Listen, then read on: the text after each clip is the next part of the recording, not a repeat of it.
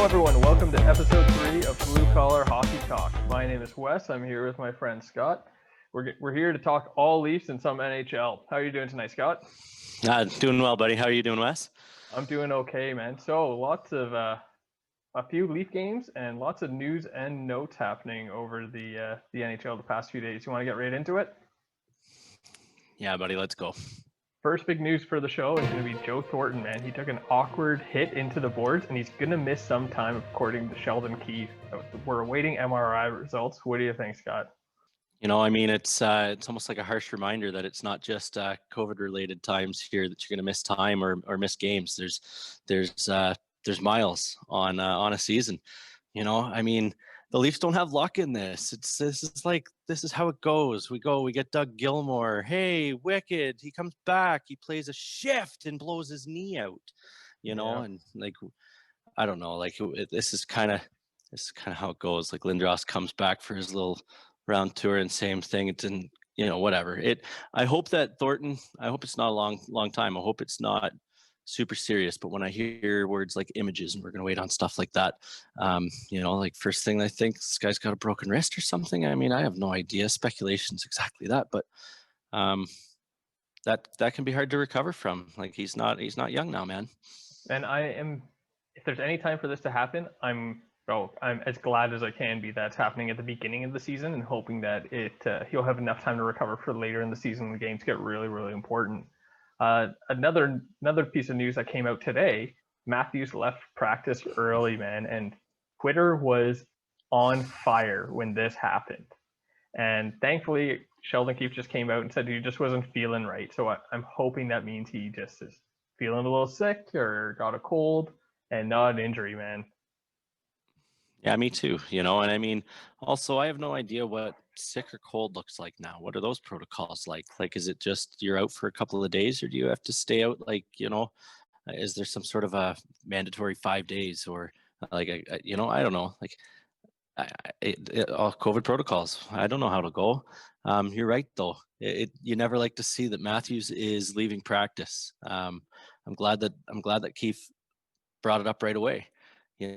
But let's just hope, man. Let's just hope that it's nothing serious, because last thing we need is 2/3 of our top line going down. Yeah, man. I if he has to miss a game, missing one tomorrow, like, hey, man, do what you gotta do to come back healthy. But still, man, when he leaves the ice, it is newsworthy around here.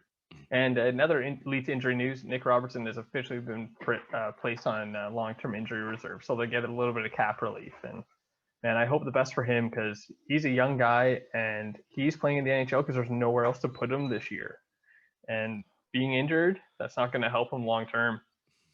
I feel for him, man, because I mean, he made every single decision to be on this, to try to put himself in a position to be on this Leafs roster right away. I mean, and that goes right back to the point where he had an option to go and play for the USA at the World Juniors. And he said, you know what, it's going to overlap into the Leafs training camp. That's going to hamper my chances to make the team. I'm not going to do it. And he watched that US squad win gold, and not only did he choose to roll the dice on missing out on that, he still didn't get into the beginning of the season, and not even really because of his own. Like, I mean, he did get in the lineup, and that's great, but hell, I feel for him, and I hope that he recovers well. He's going to put the work into it. He showed the work ethic all summer, so I don't know. He'll come back strong. Yeah, he is young. It's just one of those opportunity things, man. You don't want to get passed by somebody else, and it's he's a good young player, and he's probably the best, I guess, prospect for the Leafs right now, and it's just heartbreaking what happened to him. Anyways, other news that happened last night, and this was more entertaining than the game that came out. The Washington Capitals fined $100,000 for player violations of the league's COVID-19 protocols, which involved social interactions among team members who were in close contact and were not wearing masks or face coverings. That is not the news the NHL wants to hear. No, and I mean, like, and when you get called on it, and you have to take this serious. And I don't know if you have Ovechkin's comment there handy, but if you did, I'd love to hear it, and I'll comment on it. Sure. Well, the players involved were Evgeny Kuznetsov, Dmitry Olov, Ovechkin, and Ilya Samsonov. And Ovechkin released this statement: "I regret my choice to spend time together with my teammates in our hotel room and away from the locker room areas. I will learn from this experience." Come on, man. Eh, I mean, I'm not. I like listening to Ovechkin because he's entertaining, but it's not hard to feel like there's a very firm tongue in the cheek in that comment. I mean, like, I hope that it's going to get taken serious, but I think if there's any indication that there's some areas and a large population of people, and the NHL is no different. Anywhere is no different. A workplace is no different. You know, there's going to be some people that take it serious and some people that are not so serious. the sizzling hot take came from Ovechkin's wife. Here, I'll read this to you and get your reaction. Of course, only Russian players of Washington Capitals were together in the same hotel room. Of course, all the NHL players, when playing away, separating themselves from their teammates. Oh, of course, you can't catch the virus when you and your teammates sit together on the bench, hug each other when they score a goal, or when they are all together in the lounge or locker room. Players can't get infected when they are at the restaurant, supermarket, malls, etc. Viruses only work in a hotel room. The one who came up with this rule obviously isn't very logical. By the way, both Alex Ovechkin and Dmitry Orlov have antibodies. Unfortunately, not everyone is competent in their antibodies' value and properties. What? Yeah, man. Okay. You told me earlier that you didn't want me to read about this. You wanted my reaction. You've got it, man. What a joke. What a joke. Oh, I mean, she might as well have just said, this is a joke. You know, like, what are we like? Holy smokes, man. Okay. So the whole comment that I had just said about them taking it serious or not, I mean, that's sitting inside of the own home of the captain of the team. So I'm sorry. There's no way that that doesn't have a trickle right through and not a shared amongst a few of the peers or who knows how many. I have no idea, man. That's a wild hot take. yeah. I think the thing is, man, about this is like they agreed to it. The players' union collectively bargained, saying like these are the rules we're going to follow this season to play, right? Like Ovechkin knows this. His wife would know this. For her to come out and say this, could you imagine being him and like opening your front door? Like, what would you say to her? Like you're just like, look what you released to my boss, the league. Like, what position is he in now? I don't know, man. Like I wonder. Like, and that's a great question. Like, what was that conversation when they went home? Was it like, was it in agreement, or was it a holy smokes, what are you doing? Like, that would be a pretty wild discussion. I have no idea how that would go. Who knows? They might be on the exact same page, same wavelength, or Ovechkin might actually understand his PR just got blown up through the roof on this one. Oh man, it's something. And like they're gonna miss 4 games, by the way, due to all this protocol.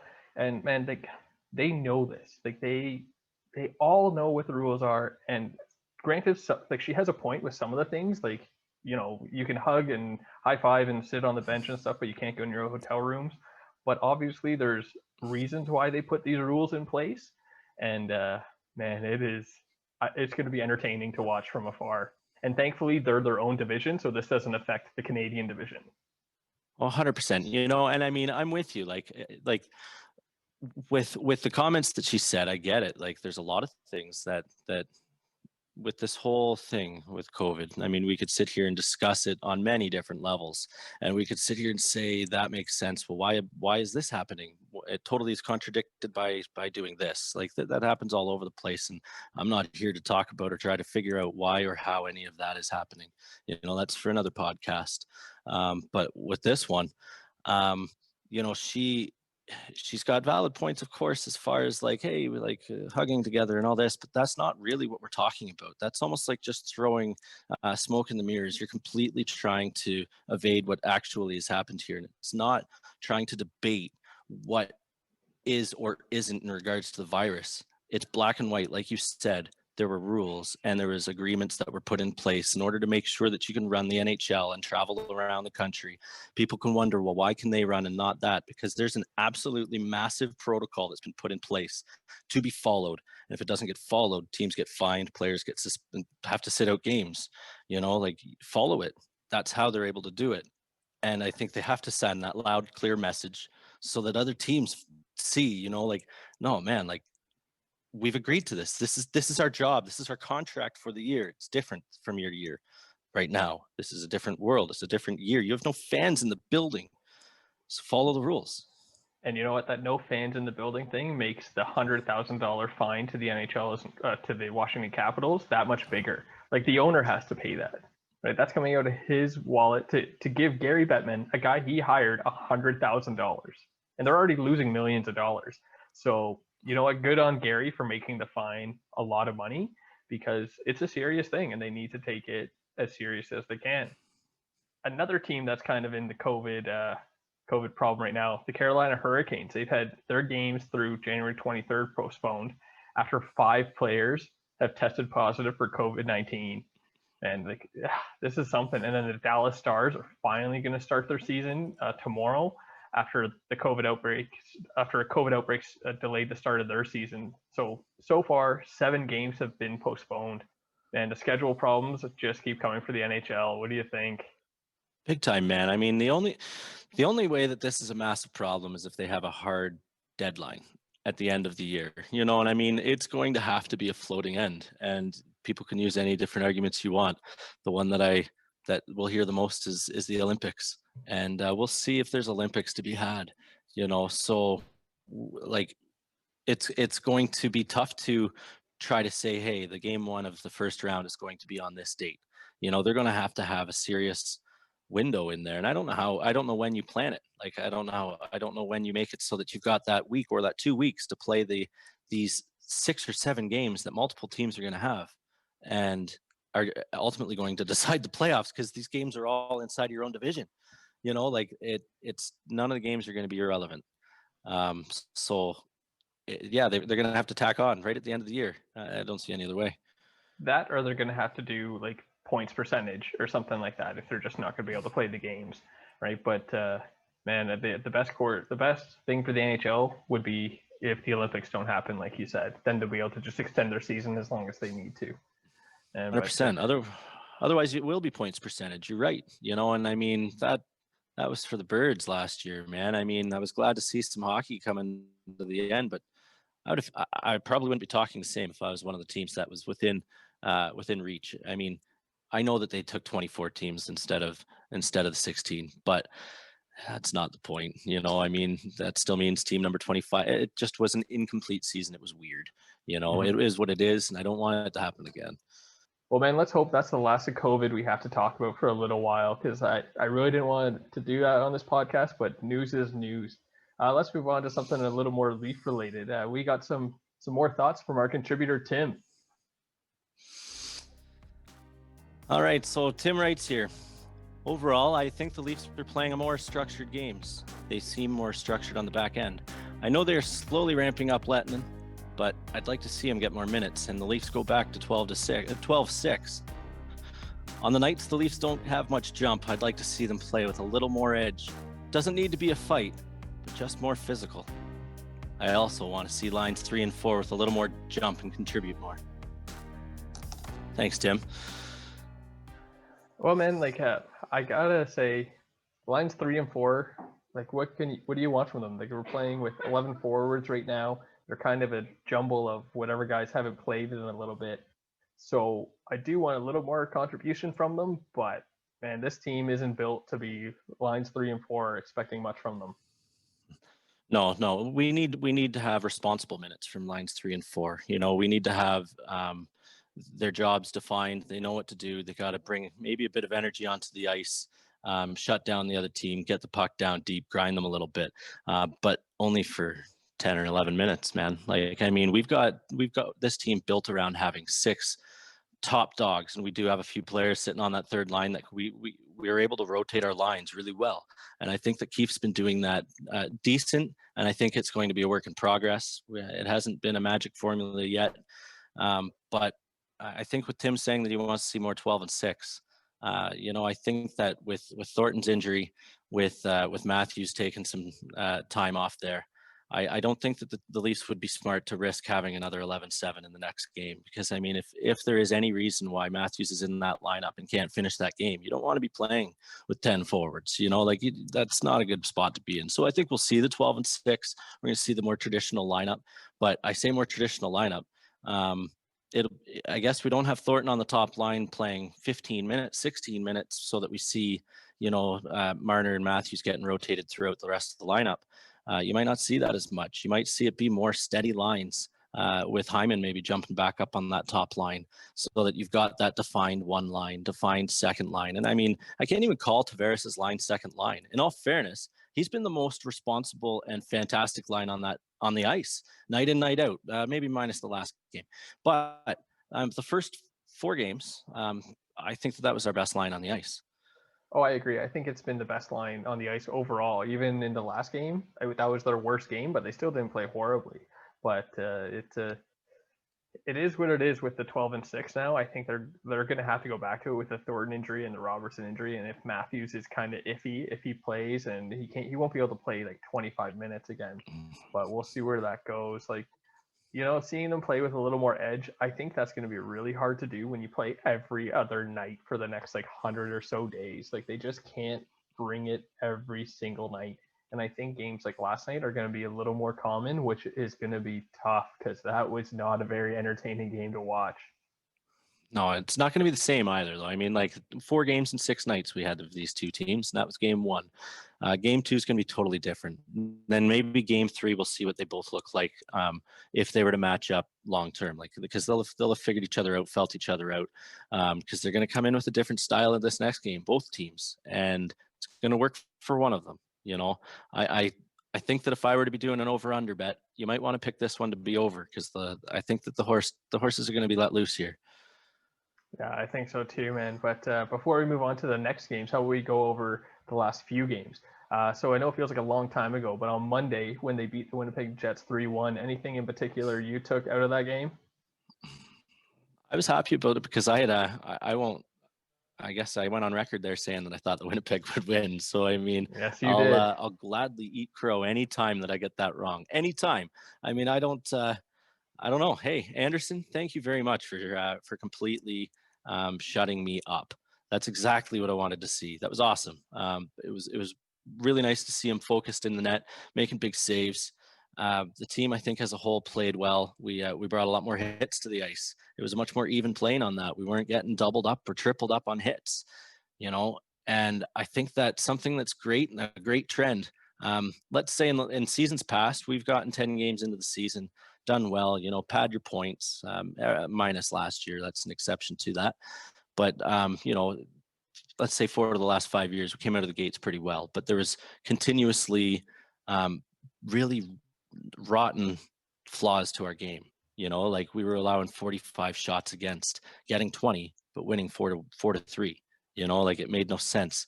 And Anderson was facing more shots than any goalie by far, season after season. So now through 5 games, we haven't allowed more than 30 shots once this year. So seeing as where the record is, we're 3-2. It's fantastic to see that. I think it's a great building block. I think it's the right direction and something seriously to get excited about, or to at least build upon. So this next game that's coming up, I keep going to the next games, man. I just get excited. Yeah, man. You just want to keep looking forward without looking back and taking anything from it. Like, I think in that Winnipeg Jets game, Freddie played the best period of the season into third, when he stopped all 12 shots that he faced. And the Jets were coming on strong there, man. Like that. After the second period by the Leafs, how strong they were, I was like, they're not going to come out like that in the third. And they definitely didn't, man. They were holding on for dear life. And it wasn't only important that they won the game, but keeping the Jets away from tying the game and going to overtime. Like, denying a team a point is so important this year. I hear you on that. And I mean, it's a lot of fun to be able to watch games, and I take a lot of joy in listening to the games on the radio. I won't lie to you. And I'm pretty happy that I guess I listened to the last game on the radio, because the guys were absolutely on fire. You know, and they even said it. They had said this game is made for radio, boys. You know, and it's pretty funny. Like they were on fire. Jim Ralph and Joe Bowen. Hats off to you boys. And I love listening to Gord Stellick and his co-host as well. They they were on fire, calling out some Coots nuts off. Oh, I'm not going to do it. I'll leave that kind of stuff up to them. That controversial talk. Yeah, man, you're absolutely right though about that game last night. It was so bad to watch and so not entertaining. Like, you know, the first goal of the game was an own goal off a Muslim skate just halfway through the first, and then there was no goals until Matthew tied it up like early in the third. It was just tough, man, and like it was too bad the Oilers scored a power play goal, but I mean, Muzzin was in the box on that, and it was a garbage call on that one too. You know, it was a pretty tough call. That one was a bit ticky tack. Rough luck for him, man. It was brutal luck for him. Yeah, it was. But you know what? Like Spezza had the chance to tie it up, and it just bounced off his skate in the wrong, not off skate, off his stick, and it was like just this far from going in the net and tying it up. But hey, man, that's why you play the game, right? It's that's it. But anyway, so that's enough of the last two games. So we're going to jump to another one of our segments, and it is going to be called the bandwagon. So are you on the wagon or are you off the wagon? Off the wagon? I think it's off the wagon. I think it's on the wagon. So what do you think of the Florida Panthers, man? They're 2-0. Are you jumping on that bandwagon, or are you going to jump off that bandwagon? I think the Florida Panthers are going to probably fall off the cliff at some point there, man. Like I think they're just getting the we don't know each other games right now, and they're getting some points. So good for them. I hope that they can bank some. I don't think that I would be too quick to hop on the bandwagon of the Florida Panthers. Okay, and how about the LA Kings, man? They've had some close games. They're still winless. They're 0-1-2, man, and it's just heartbreaking. They've lost games in the last like 30 seconds of the game, and that's a bandwagon I am jumping off, man. They are not ready to compete at all this year, in my opinion. What do you think? I called them to be my fourth team to make it in that division. Oh, really? You know? I did.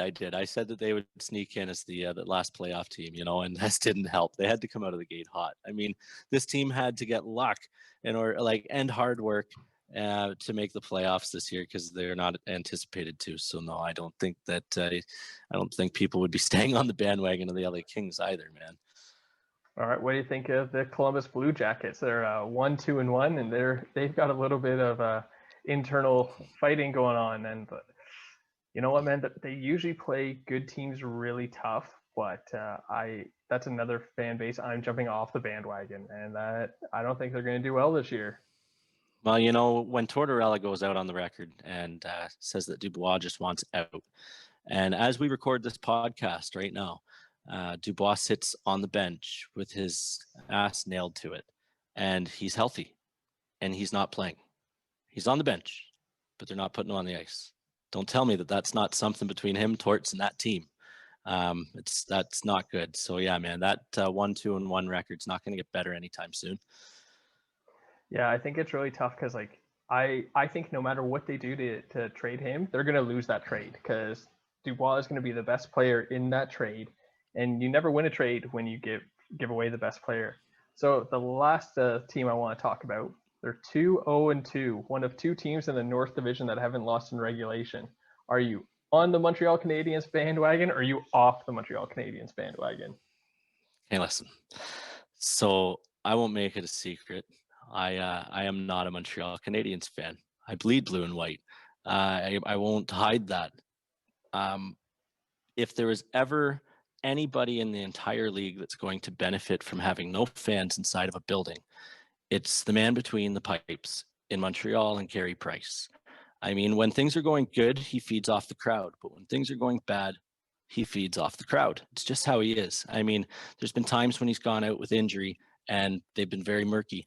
I think that he will do extremely well with having no fans in the crowd. I think that the 2-0-2, I hate to see it, but they look pretty good.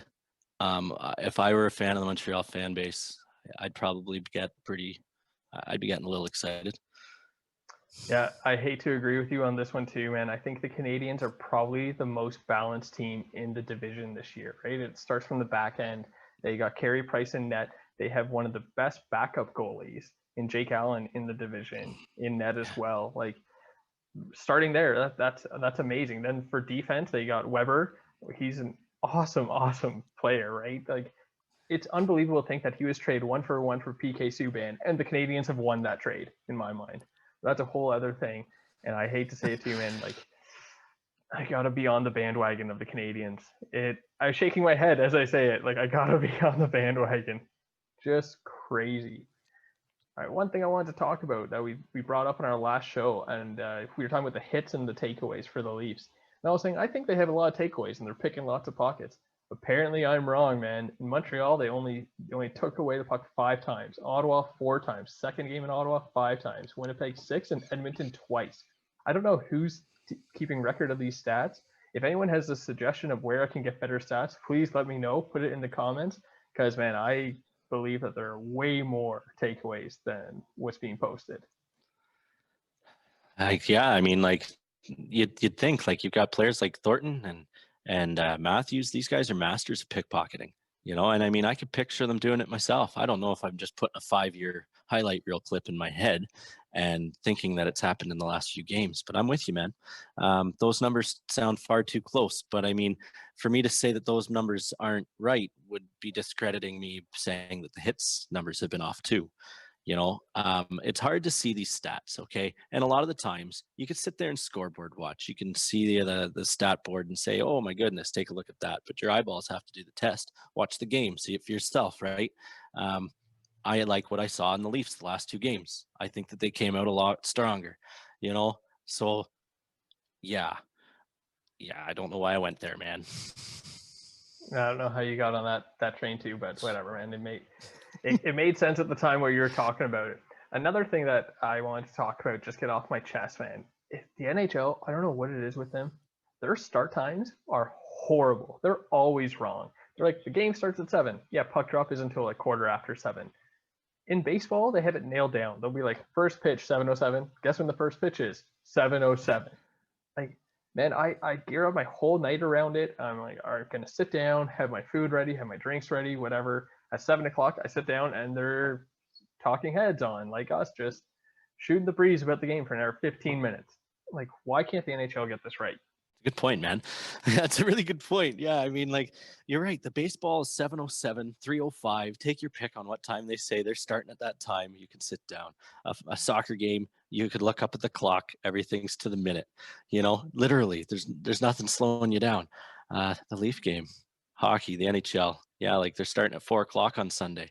You have to try to get your schedule to match the NFL football schedule, and you have to hope they start on time. Okay, good luck. All right, moving on to this day in hockey history.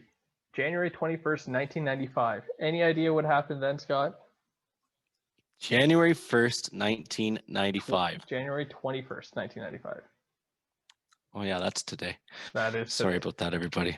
Yeah, okay. January 21st, 1995. I have to think that it has something to do with the Toronto Maple Leafs traded Wendell Clark. You're absolutely right, man. That was the first time Matt Sundin scored for the Toronto Maple Leafs. It was in a 3-2 loss to the San Jose Sharks. I remember that trade, and it was massive. And people thought the Leafs were going to lose that trade in a heartbeat. And you know what, man? That was an amazing trade for the Leafs. Sundin was the captain for so long, and he has all the records for the Leafs right now.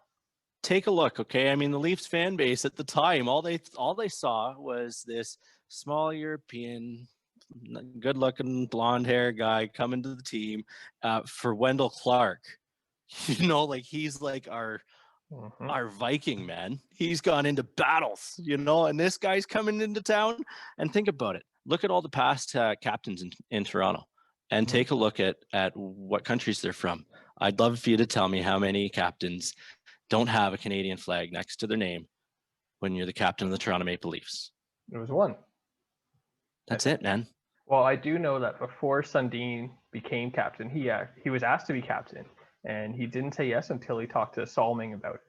And because Salming was asked to be captain, and he turned it down. right? And then when he talked to Sundin about it, he asked him like he told him like you should do it, which is just an awesome story because like we were obviously too young to watch him play, but man, he was a legend in his own era too. That's cool. Yeah, that's cool. Yeah.